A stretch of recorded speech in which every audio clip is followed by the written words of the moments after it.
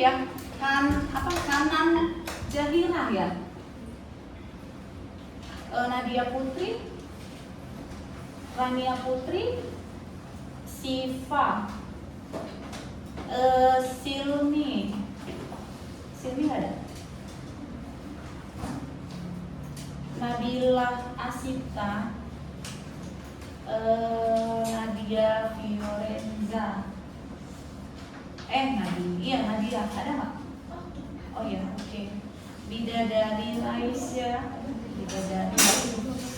Bidadari dari mana kamu?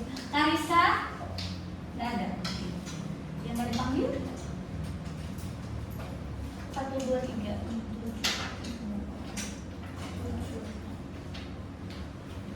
Yang nggak dipanggil boleh tulis nama lengkap sama Gmailnya atau emailnya ke grup ya.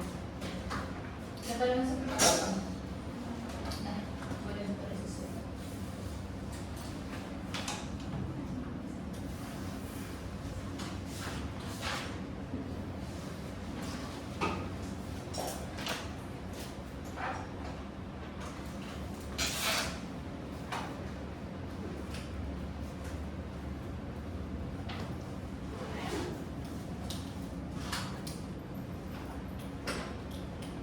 Berarti udah bisa drill soal ya tadi kata Kak Sucinya.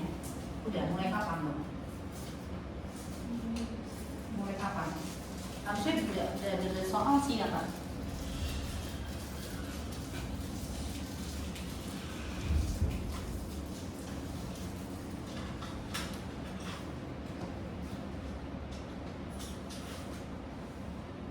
Oke, selamat sore adik.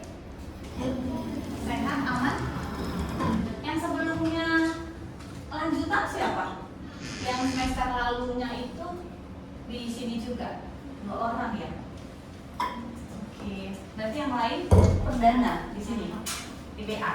Oke, yang belum kenal, salam kenal, kakak Cynthia, kakak MT Kimia di Akademi Harapan Indah. Jadi kalau nanti belajar kimia terus jadwalnya dengan Kak Cynthia berarti itu sama kakak ya. Oke. Banyak hal yang bisa kita pelajari sebenarnya, tapi di saat kamu menyempatkan waktu kamu untuk hadir, mengorbankan waktu kamu untuk scroll TikTok dan berkonten liar, itu udah bagian dari usaha kamu nanti ke depannya mencapai apa yang kamu inginkan. Otomatis saat kamu saat kamu menyerahkan waktu kamu atau menyempatkan kamu datang ke sini, berarti kan ada goals yang akan kamu capai dong. Jadi kakak serahkan ke kamu target dan goals yang kamu pengen capai, nanti bisa dibantu dengan SA dan segala macam, nanti konsultasi, tapi itu tidak akan bisa tercapai kan tanpa usaha. Oke. Dengan kamu berusaha datang ke sini, itu juga udah bagian dari awal mula untuk mencapai goals itu ya. Jadi kakak harap konsistennya kamu nggak redup, tetap stabil. Mungkin sekarang belum berat Kak tugasnya di sekolah, jadi bisa hadir. Besok udah banyak tugas, jadi nggak hadir nggak gitu juga ya. Diusahakan konsisten untuk datang. Oke, sesuai voting yang kamu buat di CMS, kakak lihat kalau kamu belajar di sekolah tentang sifat koligatif larutan ya. Nah, nanti sifat koligatif larutan ini ada beberapa poin sebenarnya. Nah, tapi sebelum ke situ, nanti yang akan kita pelajari sebelum ke sifat koligatif larutan, kita nanti akan mempelajari dulu bagaimana membedakan konsep konsentrasi. Terus nanti kita bedakan juga larutan elektrolit dan non elektrolit. Sebenarnya kalau semester lalu udah dipelajari tentang larutan, harusnya membedakan elektrolit dan non elektrolit sudah bisa sih. Tapi kalau nanti lupa bisa kita ulang kembali. Terus nanti ada faktor Van Hoff yang ini nanti menentukan sifat dari koligatif larutan tersebut. Terus nanti kita masuk kayak ke sempat, kita usahakan sempat, kita masuk ke sifat koligatif yang pertama, nanti hubungannya dengan tekanan uap. Jadi kita akan bahas peristiwa penguapan, terus membandingkan penurunan tekanan uap antara larutan elektrolit dengan non elektrolit. Terus yang terakhir kita mau menghitung penyebab tekanan uang. Oke? Kalian, ini deh, kakak tanya dulu sebelum kita mulai. Kalau ada air dalam gelas, air murni, air murni ya, Dik. Air murni kita kondisikan dia dalam wadah tertutup dengan gelas B itu air yang sudah terlarut gula di dalamnya, kondisinya akan tertutup. Nah, kira-kira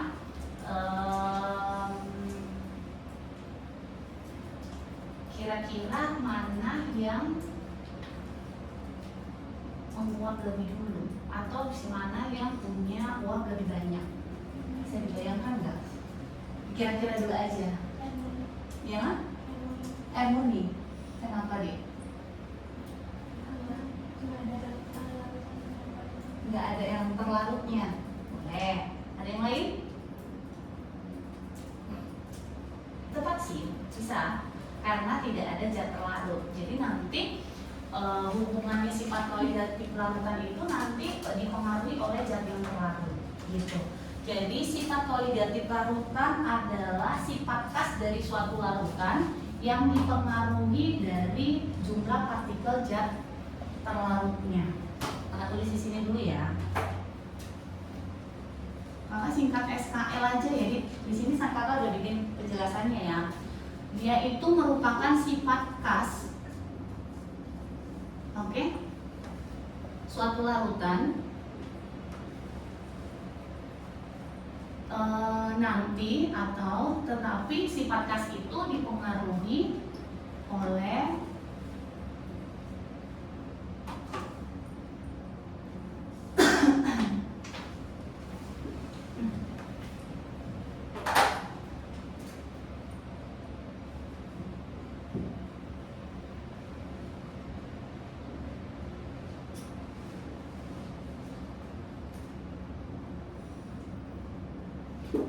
jumlah partikel zat terlarutnya. Oke, tapi sebelum ke situ, kira-kira contoh larutan apa sih, Dek? Contoh larutan apa sih? Ada yang tahu nggak? Ada larutan asam,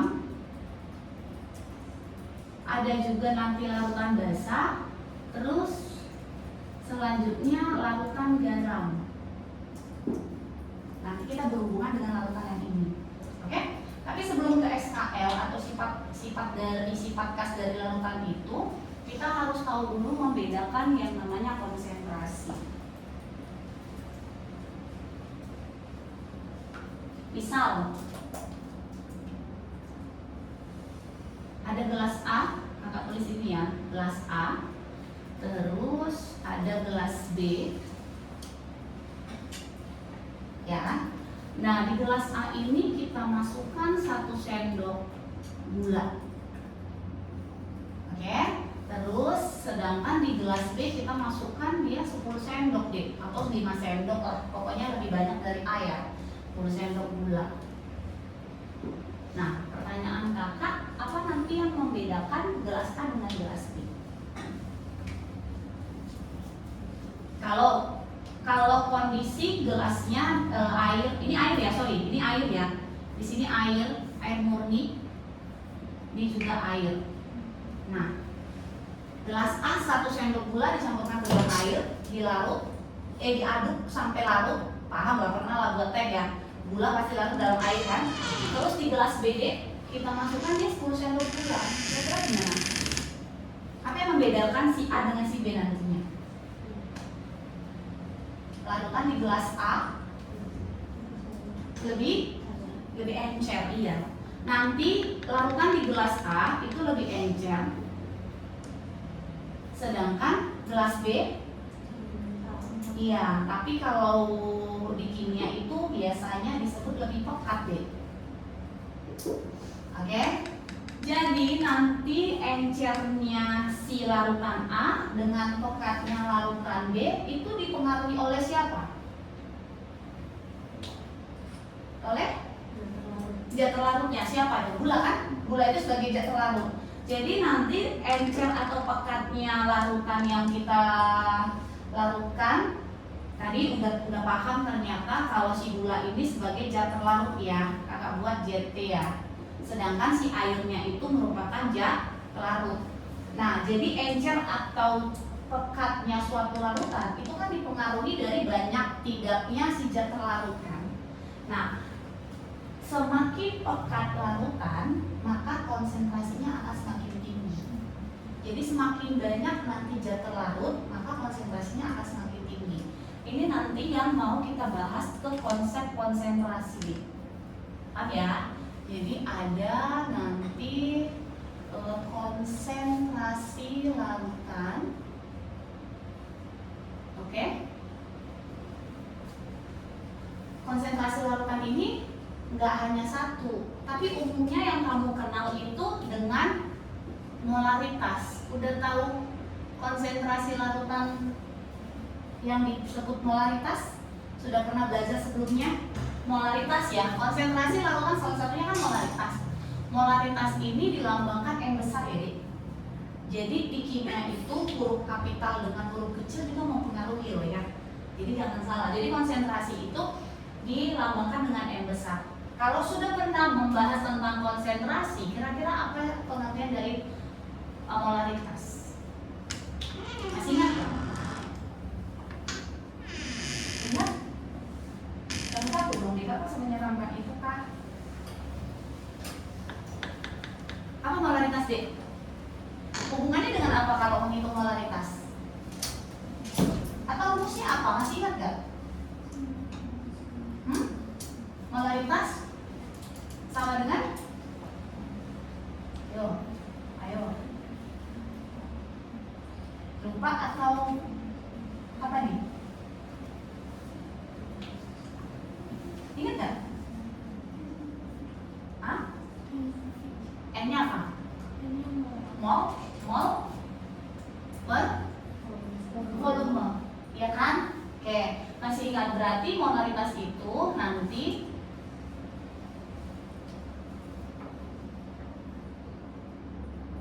jumlah mol zat terlarut. Pakai terlarut ini nanti hubungannya kan ke mol zat terlarut ya, per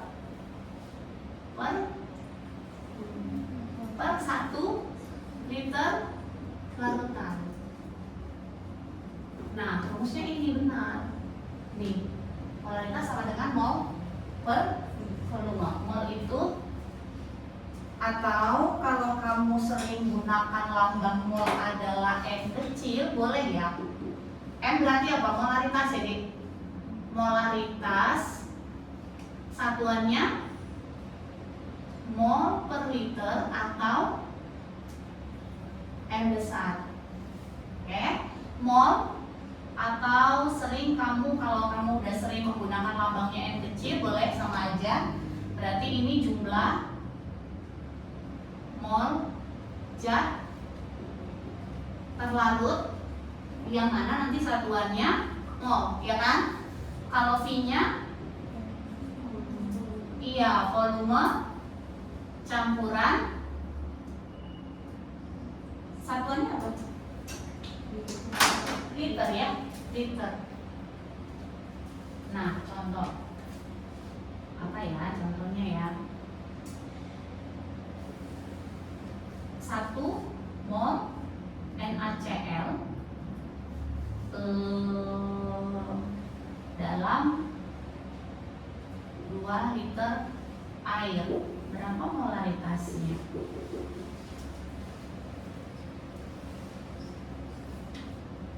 Berapa?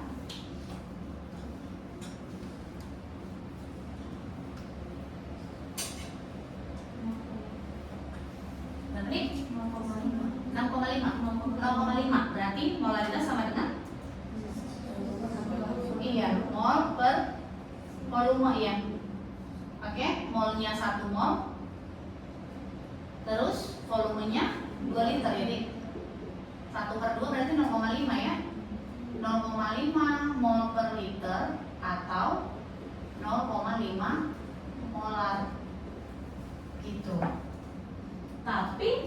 bagaimana kalau ternyata konsentrasinya itu atau polaritasnya itu ditentukan dari zat yang berbentuk padatan. Maka ada siapa contoh sih? 11,7 gram. Ini contoh yang pertama ya.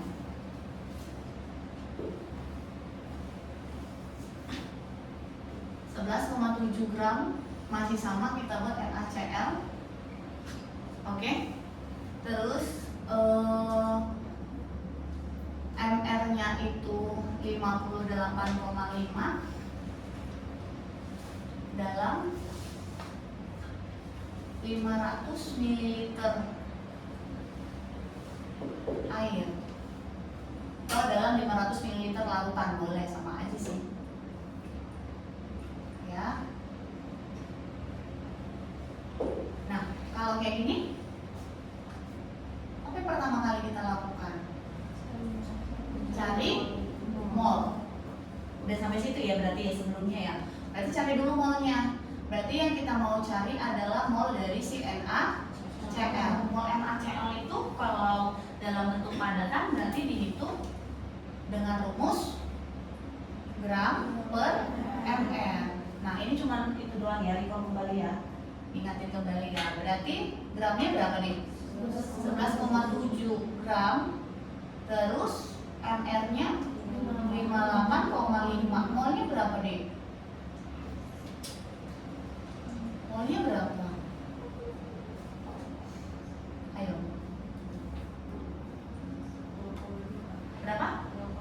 0,2 mol. Oke ya. Nah, terus gimana lagi? Volumenya dulu deh. Volumenya dulu. Volumenya itu kan 500 ml ya. Ya kan? Nah, tapi kalau untuk menentukan molaritas ini kan per 1 liter larutan. Berarti mililiternya harus kita ubah dulu ke liter kan? Berarti berapa liter ini? 0,5 ya. Tahu sampai sini ya. Berarti berapa molaritasnya? Molaritas sama dengan mol. N boleh ya, mol juga boleh. N per P sama dengan molnya 0,2 mol per 0,5 liter kan? Berarti 0,4 mol per liter atau 0,4 molar itu. Ya, oke ya. Ada yang bertanya dulu nggak?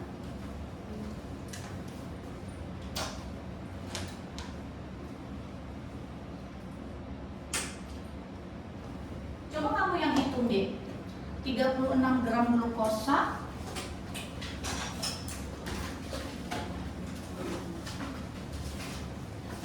yuk, 36 gram glukosa, MR-nya 180.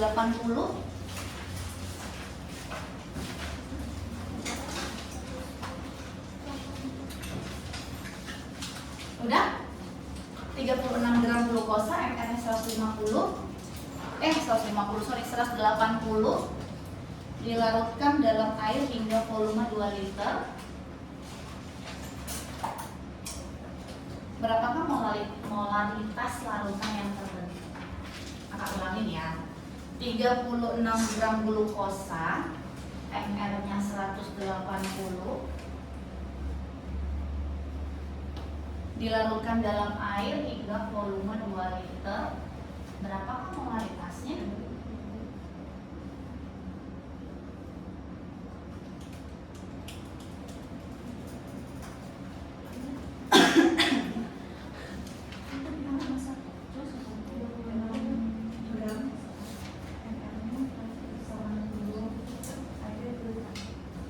Ya, 36 gram glukosa, MR-nya 180, dilarutkan dalam air hingga volumenya 2 liter. Berapa molaritasnya?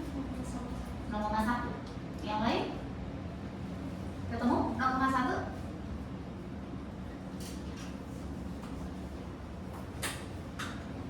Ketemu nggak deh?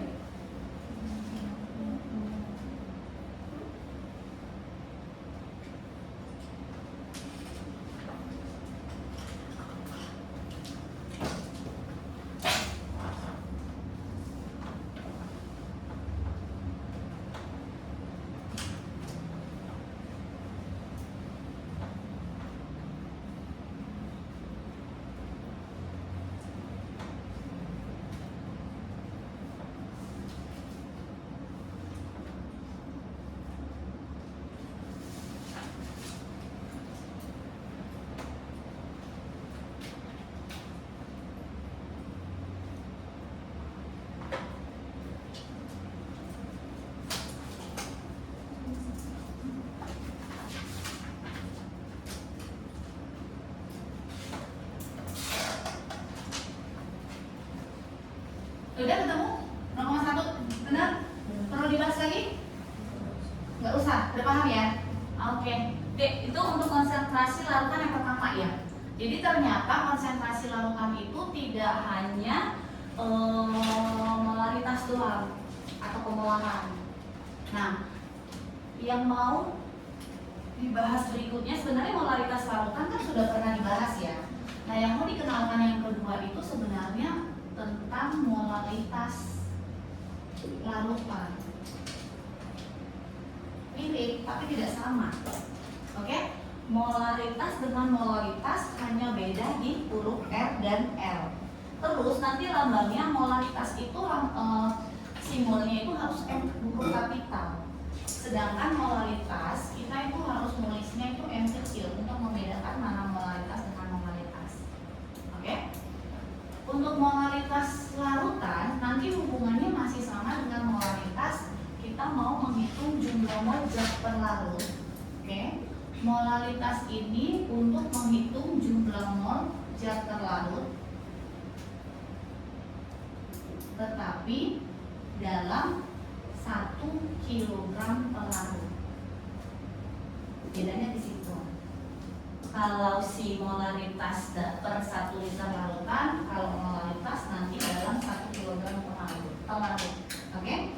Rumusnya kalau dibilang sama juga hampir sama sih.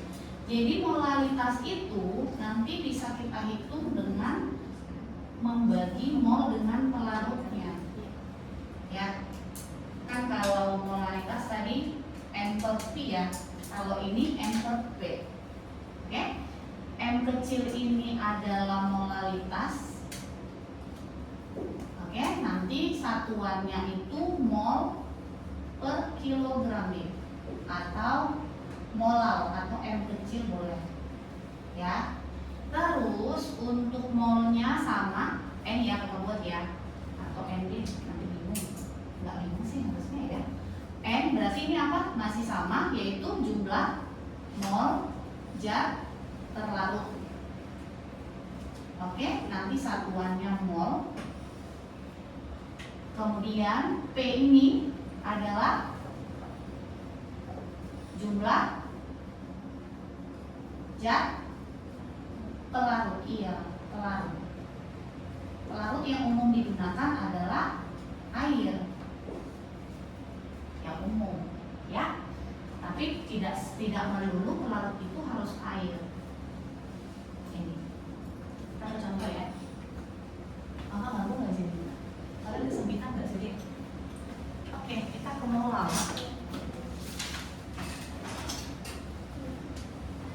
Nah, masih sama. Kita ambil sama nih contohnya kayak yang ini ya. 11,7 gram NaCl. Nanti MR-nya juga sama, yaitu 58,5 ya. Tapi dalam 500 gram pelarut. Kayak gitu. Yang ditanya molaritasnya.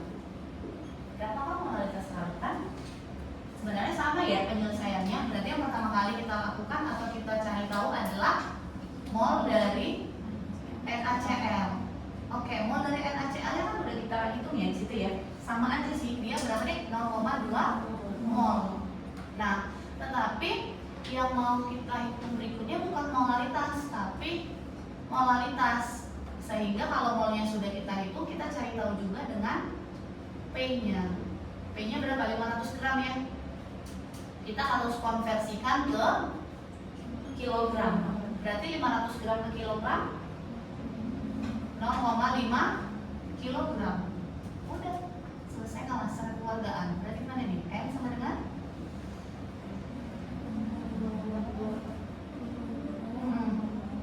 ini ya, 0,2 mol per 0,5 kilogram. Berapa? 0,4 molal atau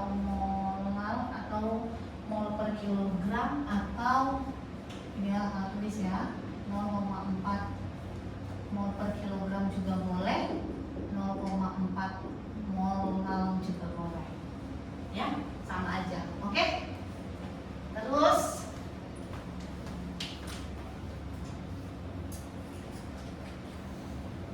kalau soalnya begini, jika 6 gram urea, dengar dulu ya.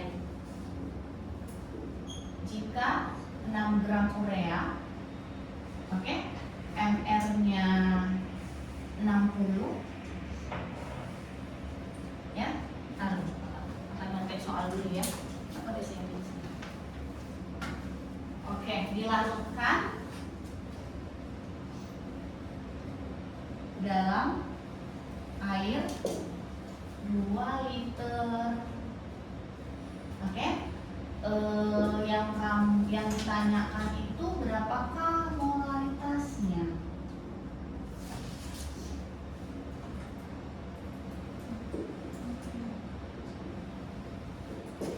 Jika massa jenis airnya, tapi ada lagi ketahui ya, jika massa jenis air itu sama dengan 1 kilogram per liter. Ini gimana kira-kira?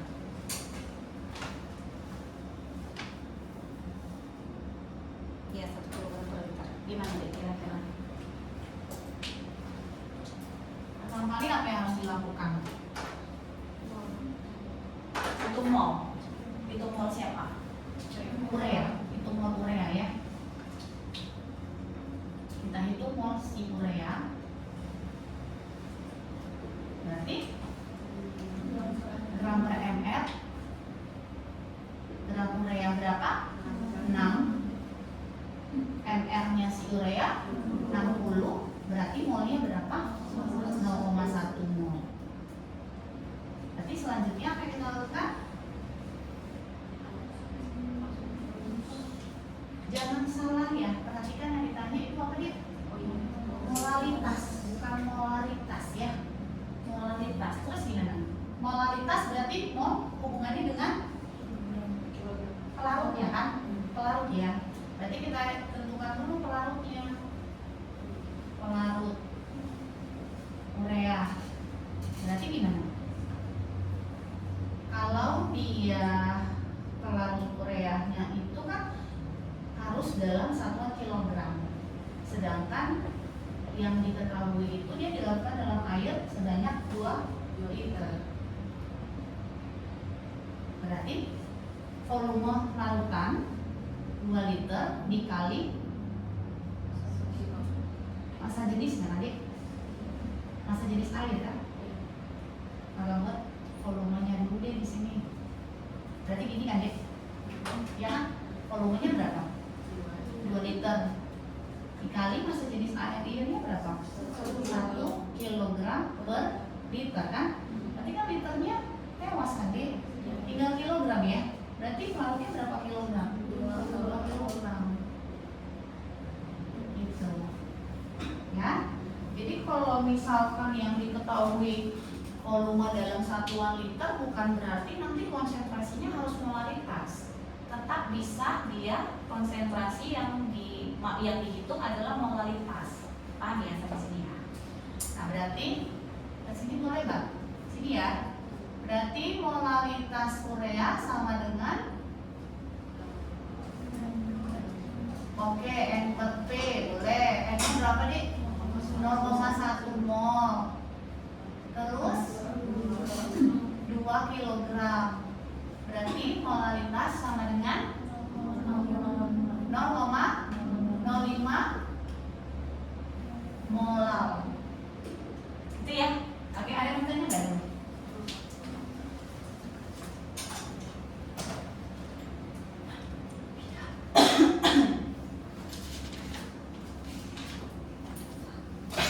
Coba kamu buka itu deh tentang aktivitas.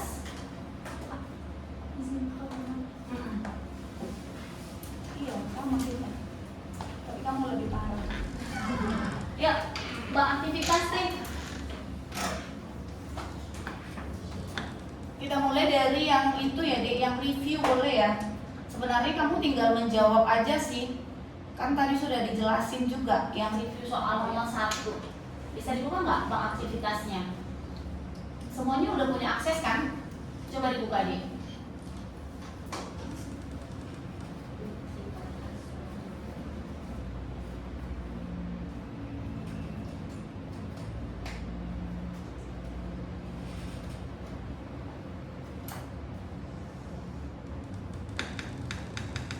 Sudah? Sudah deh? Apa jawabannya? Yang review soal nomor 1. Di situ soalnya larutan HCl 0,5 molar itu artinya apa? Kata dia gitu deh.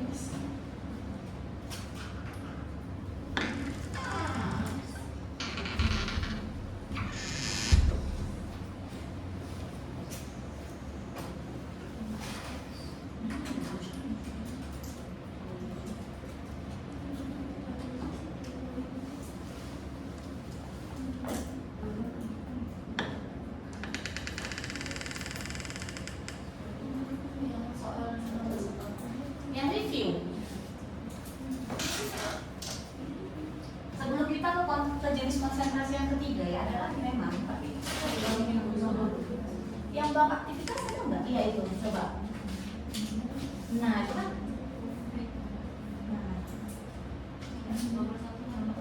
Yang iya kan dia ada review, ada cek konsep, ada kuis kan Dek? Sama nggak sih? Atau punya kakak beda? Punya kamu? Tunggu sebentar. Nggak sih sama ya.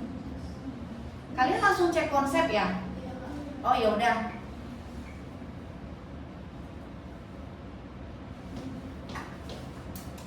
Ya udah langsung ke cek konsep 1 coba. Berapakah konsentrasi larutan NaOH yang dibuat dari 4 gram NaOH, MR-nya 40, yang dilarutkan dalam 500 gram air? Beda Pak. Bisa beda.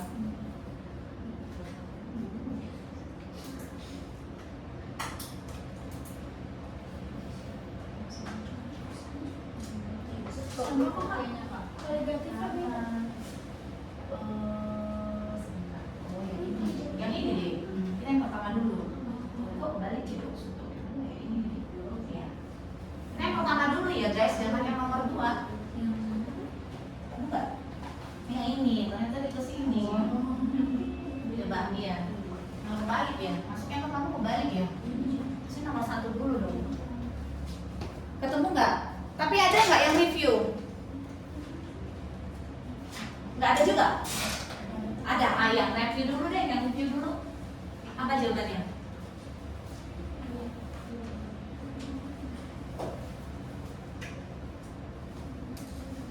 Katanya review ya dia, yang review dulu ya.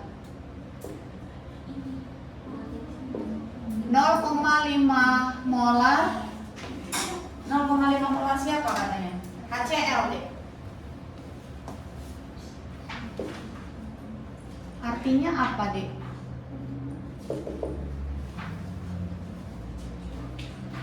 Yuk, 0,5 molar itu artinya gimana? Jawabannya apa? Dari A sampai E, menurut kamu yang mana? Yang mana?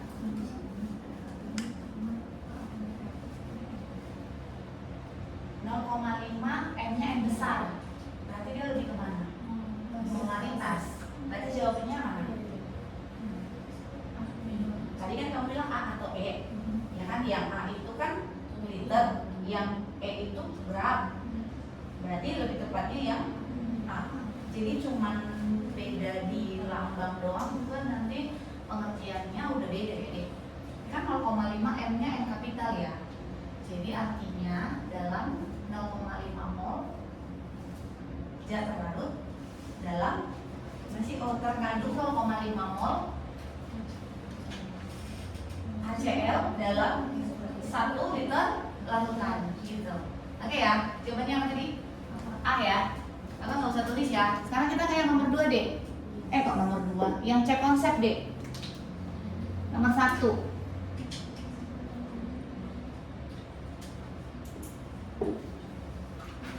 Apa soalnya?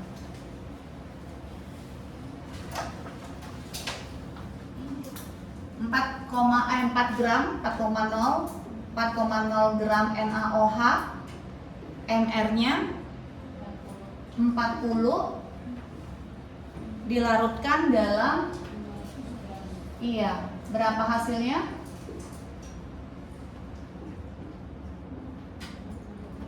Air.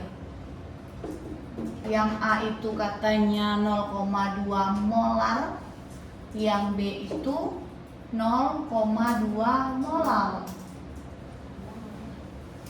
Yuk, yang mana itu jawabannya? A atau yang B? B. Gak usah dihitung langsung ya. Sama aja jawabannya sebenarnya. Sebenarnya kalau angkanya beda mungkin kita harus dihitung dulu ya. Tapi kan dari soal sebenarnya bisa langsung kita tahu dia konsentrasinya mengarah ke molaritas atau molar kan, Dik? Dia itu hubungannya zat terlarut dengan pelarut ya. Satuannya gram atau kilogram, ya kan? Nah, nanti jadi jawabannya molar bukan molar ya, Dik. Bisa dibedakan? Oke, aman ya. Berarti nomor 1 jawabannya B. Oke. Coba kita lihat lagi udah contoh larutan elektrolit, contoh. Nah, ada yang mau ditanya sampai situ? Kalau enggak kita ke konsentrasi jenis yang ketiga. Mana yang bisa Bapak hapus? Udah bisa hapus belum? Foto dulu deh kalau gitu.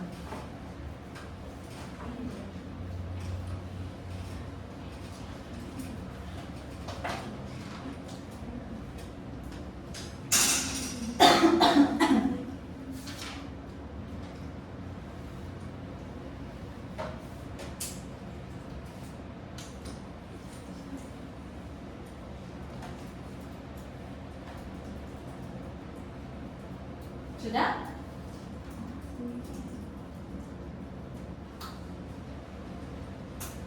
Udah deh? Udah ya?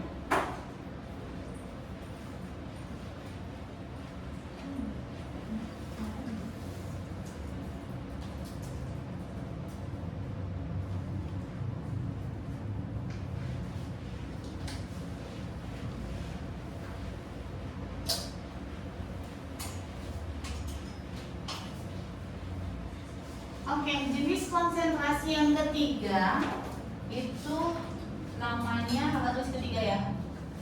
Fraksi mol. Nanti lambangnya X besar.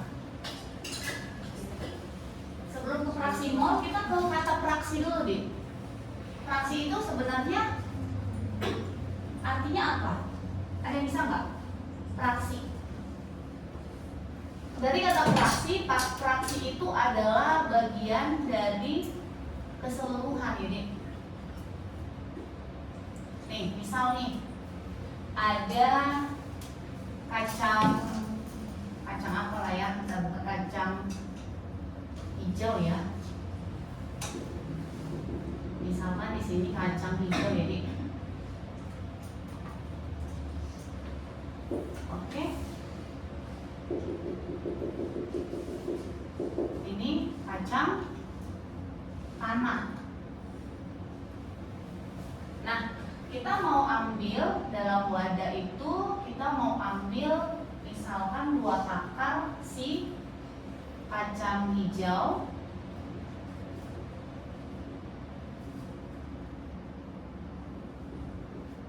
Terus nih ya. Terus 3 takar kacang tanah. Untuk menghitung bagian dari keseluruhan berarti misalkan kita bahas tentang si fraksi dulu ya.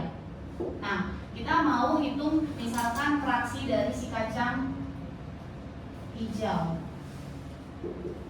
Nanti untuk menghitung bagian kacang hijau dari total yang sudah kita masukkan ke dalam wadah, berarti kan nanti jumlah si takaran kacang hijau itu dibagi jumlah takaran total atau campuran deh. Berarti gimana? Kalau kita mau tanya fraksi kacang hijau, berarti gimana ya? Berapa jumlah takaran kacang hijaunya? 2. Oke, terus takaran campurannya? 5. Oke, bagus. 2 tambah 3, ini kan?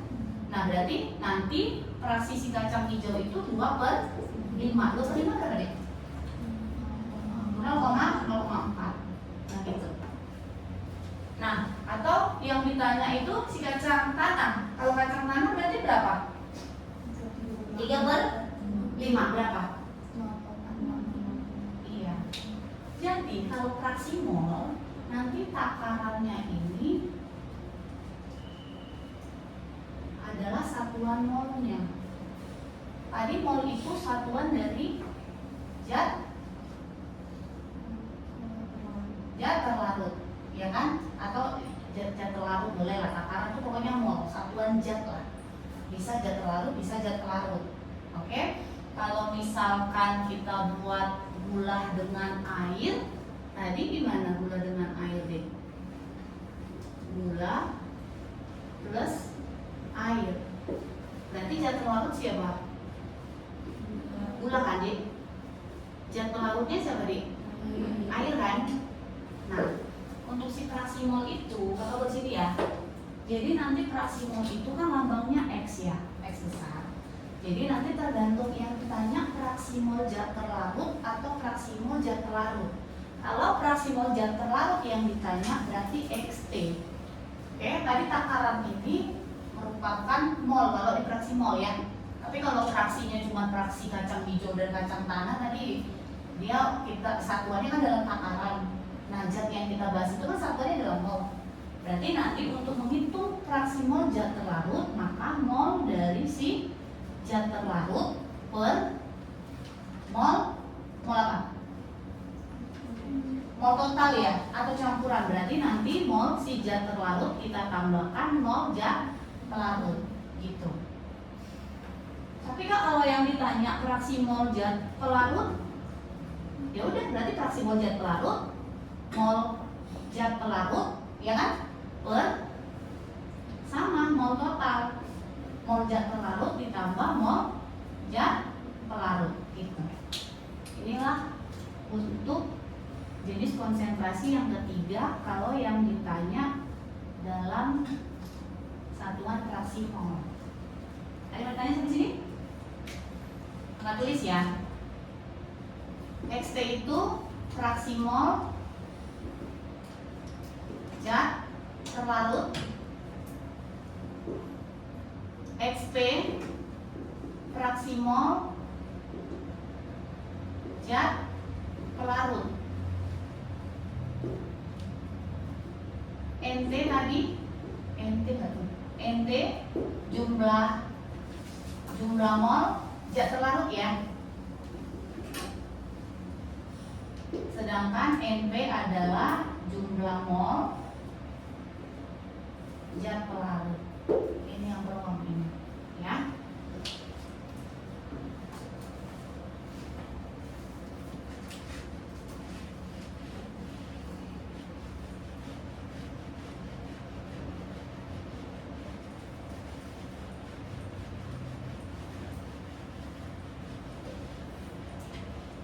Coba kita contoh soal ya.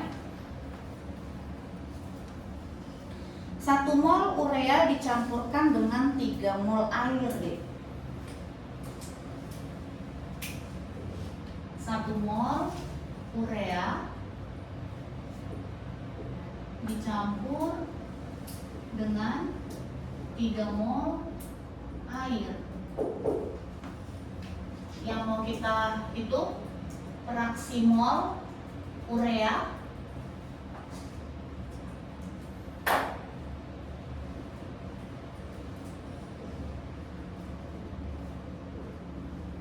dan air. Gimana ini? Gimana ini? Zat terlarut siapa? Urea. Zat terlarut urea. Zat pelarut air. Berarti kita mulai dari fraksi mol urea dulu ya. Berarti XT ya. Kalau nulisnya X urea nggak apa-apa, boleh. Kenapa kita nggak buat XT? Karena kan kita mau membedakan siapa terlarut siapa pelarut ya. Jadi dalam campuran harus tahu zat yang terlarut siapa, yang pelarut siapa. Berarti XT sama dengan mol dari si zat terlarut per mol total ya Dek. Gini ya. Oke, aman? Berapa mol zat terlarutnya? 1. Oke, 1 mol. Zat pelarutnya 3 mol. Berarti fraksi ureanya 1/4 yaitu 0,25. Berarti coba tentukan fraksi untuk si XP, fraksi mol si zat pelarut. 3/4. Berapa ini? 0,75. Coba perhatikan, kalau misalkan XT kita jumlahkan dengan XP, hasilnya berapa? XT-nya berapa tadi? 0,25. XT-nya berapa? 0,75. Berapa ini? 1.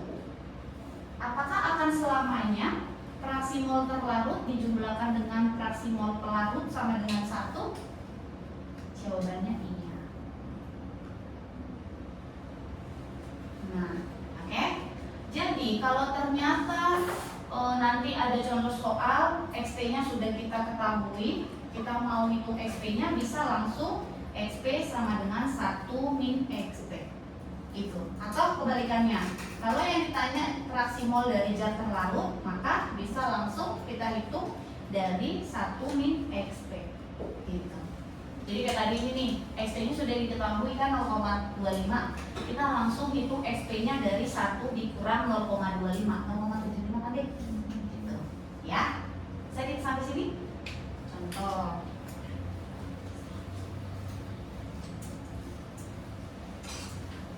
Oke. 60 gram urea. Contoh ya.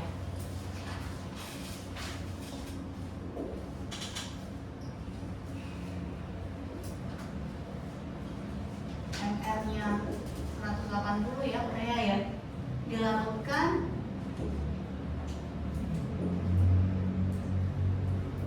dalam 90 gram air. MR-nya sama dengan 18 D.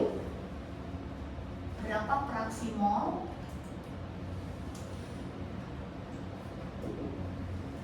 urea dan air? Ada yang bisa nggak?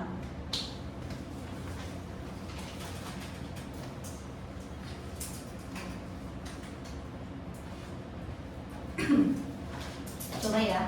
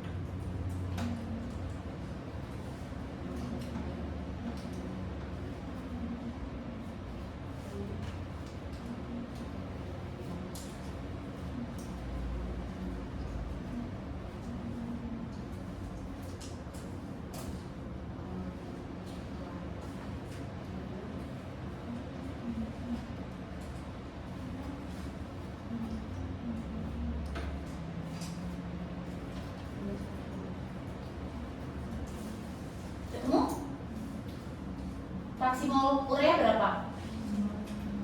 0,06 0,06. Ada yang lain? Bener nggak sobat? 60 gram urea ml-nya, kakak tulisnya ml-nya berapa? Salah deh, 60 ini. 60 deh. 90 gram air ml 18, benar? Iya, udah. Udah kakak lalu soalnya.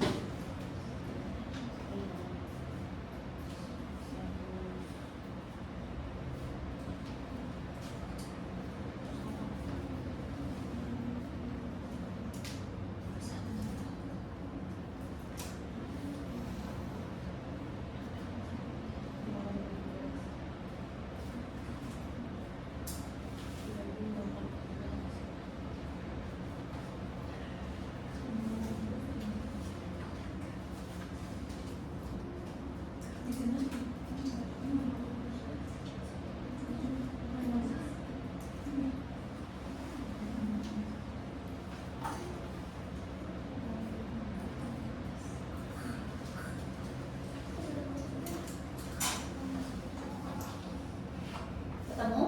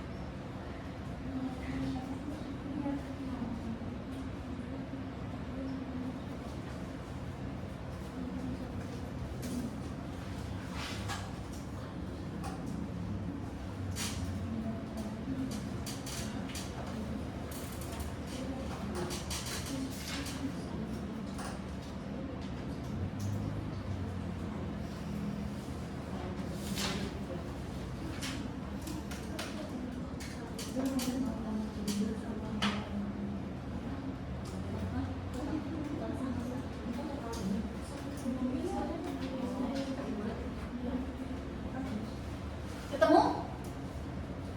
ST-nya berapa? 0,17. Dua di belakang koma. Kakak 3. Terus XP-nya? Iya, mirip sih. Tapi kakak hitungnya 3 di belakang koma. Yuk, saya mau maju ke depan. Gantian kita. Yuk. Tulis aja di situ apa yang kamu kerjakan ini. Tidak apa-apa. Nah, iya. Di bawahnya ya, Dek. Langsung aja, langsung XT gitu. Oh dong, aduh dong, tuh 60-nya itu apa? Misalkan molnya kayak kamu hitung pertama kali.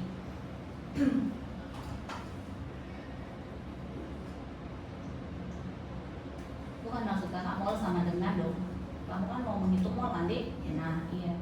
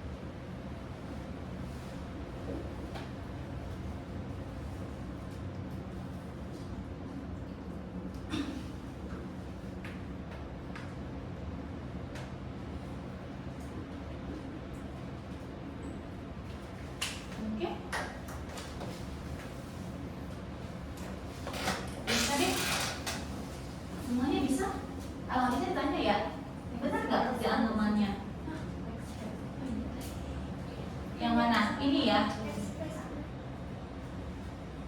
Ini ya. Ini apa deh? Tambah. Oke. Ya boleh kan?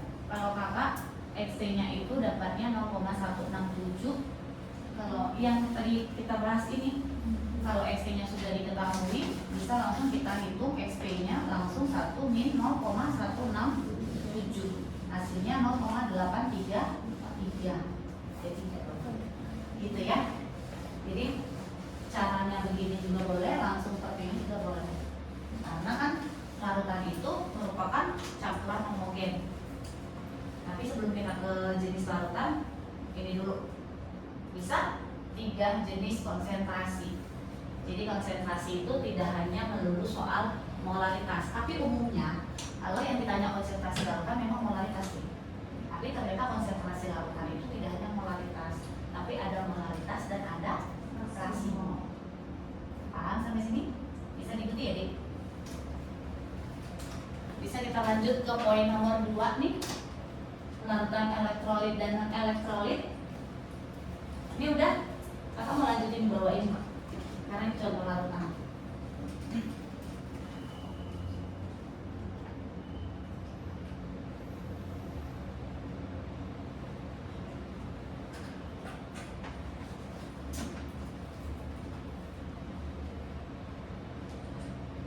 Sudah? Oke, kita hapus ya.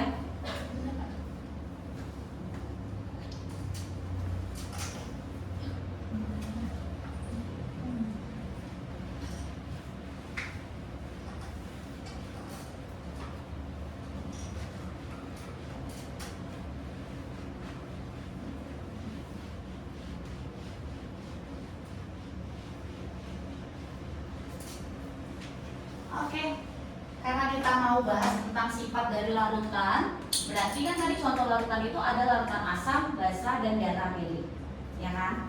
Tapi sebelumnya kita bahas dulu apa itu larutan. Iya, ada yang bisa nggak? Larutan itu apa sih? Karena nanti kita akan bahas jenis larutan, tapi kita tahu dulu larutan itu apa. Larutan itu apa? Lupa atau nggak tahu? Udah pernah dibahas sebelumnya atau belum? Larutan adalah campuran ya. Campuran yang seperti apa dia? Homogen. SMP loh ini. Jenis-jenis campuran masih ingat? Ada apa? Pertama, larutan. Yang kedua, koloid dulu ya, di tengah-tengah kan koloid. Yang ketiga suspensi. Yang ketiga ini merupakan jenis campuran, tetapi larutan ini adalah campuran homogen, yang mana tidak bisa lagi kita bedakan setelah bercampur ya. Campuran homogen yang mana nanti zat terlarut dengan zat pelarut kita udah nggak bisa lagi bedakan. Ya, gula kamu larutkan dalam air, setelah mereka tercampur homogen, kamu tidak akan bisa membedakan yang mana gulanya, yang mana airnya. Berarti mereka itu sudah tercampur homogen 100%, sehingga nanti zat pelarut dengan zat pelarut itu kan sama dengan 100% ya.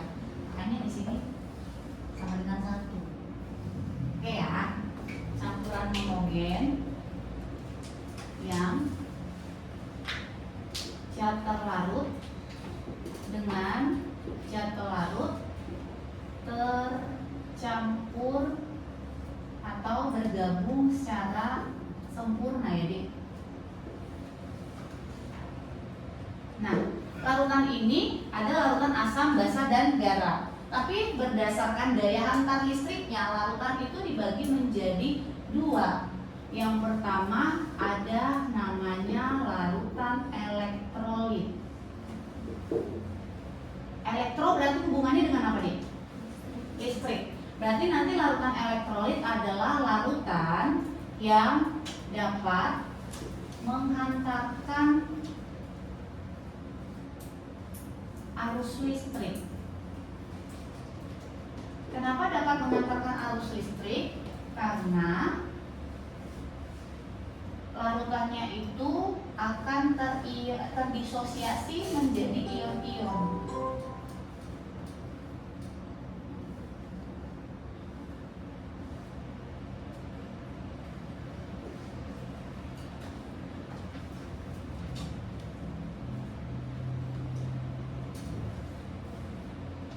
Menjadi ion-ion, ada ion positif dan ion negatif. Oke? Nah, tapi larutan elektrolit ini terbagi menjadi dua, Dek.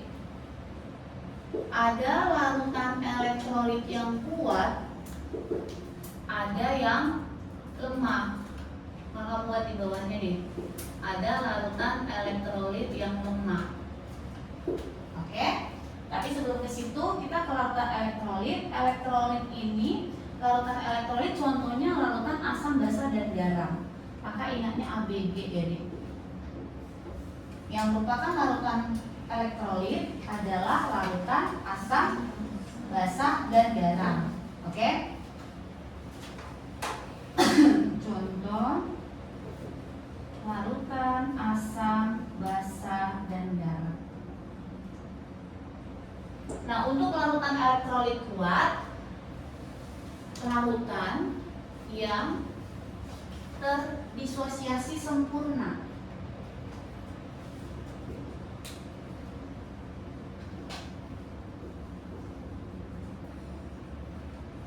Atau karena dia sempurna, jadi dia larutan yang dapat mengantarkan arus listrik dengan kuat. Bisa bedakan mengantarkan arus listrik dengan kuat dengan yang lemah, kan, Dek? Nah, untuk larutan elektrolit kuat nanti itu contohnya itu larutan asam kuat. Masih ingat asam kuat apa aja? Terus larutan basa kuat dan semua larutan garam. Semua garam itu elektrolit kuat. Tapi larutan asam hanya yang asam kuat, basa itu dan basa kuat aja. Itu termasuk elektrolit kuat. Oke ya. Nah, sedangkan yang lemah itu adalah contohnya itu larutan elektrolit, bukan larutan larutan asam lemah dan asam lemah dan basa lemah. Oke, garam nggak termasuk. Semua garam yang terbentuk merupakan larutan elektrolit kuat. Contoh asam lemah tadi, asam kuat apa tadi? H2SO4.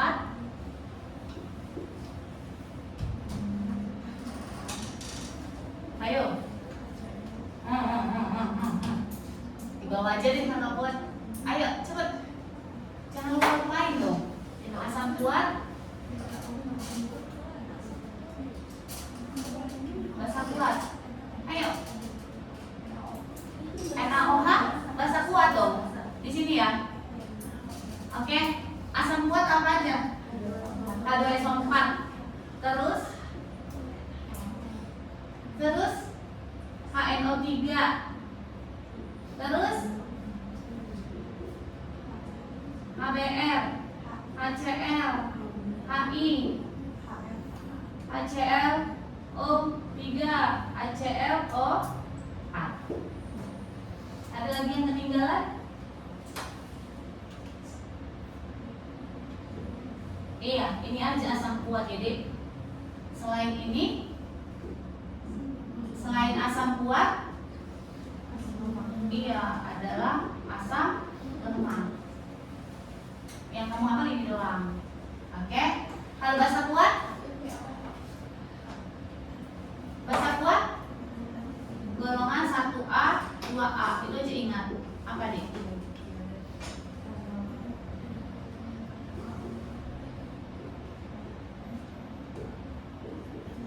Ini kan Karilina kawin multi CS frustasi 2. Beli mangga, cari silsat, bawahnya rambutan. Atas tidak termasuk, bawah tidak, atas tidak, bawah tidak. Itu minatnya ya. Kalau si basa kuat itu kalau di golongan 1 berarti valensi 1. Jangan lupa kan ini deh. Kalau karena dia golongan 2, maka OH-nya valensinya 2. Basa bervalensi 2. OH itu identik dengan senyawa basa. Ingat ya, selain ini berarti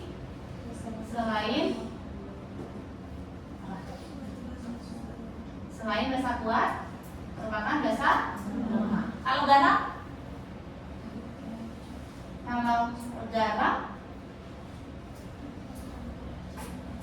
senyawa yang terbentuk dari reaksi antara asam dan basa.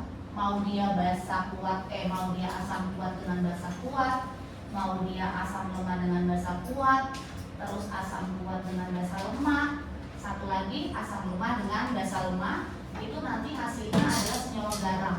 Semua senyawa garam itu merupakan